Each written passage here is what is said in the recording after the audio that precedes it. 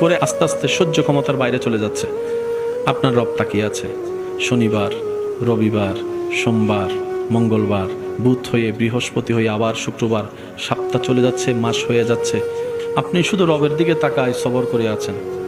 রবের যেই দিন ইচ্ছা হবে, রব ফেরেশতাকে বলবে, কিরে আমার বান্দাকে মাসের পর মাস, বছরের পর বছর কষ্ট দিচ্ছে, সেইভাবে ধৈর্য ধরে সহ্য করে আছে কেন?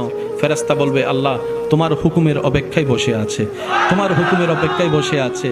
সে তোমাকে সন্তুষ্টি করার জন্য মুখ থাকার পরও গালির পরিবর্তে গালি দিচ্ছে না। আল্লাহ সে তোমাকে রাজি করার জন্য মারের পরিবর্তে মার দিচ্ছে না। সে দুনিয়ার মানুষ সৃষ্টি তাকে কষ্ট দিচ্ছে, সে তোমার সৃষ্টিকে ভালোবাসা দিয়ে যাচ্ছে, মায়া দিয়ে যাচ্ছে, সেবা দিয়ে যাচ্ছে।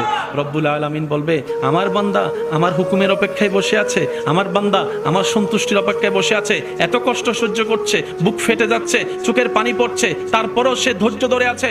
ইন্নাল্লাহা মা'আস সাবিরিন।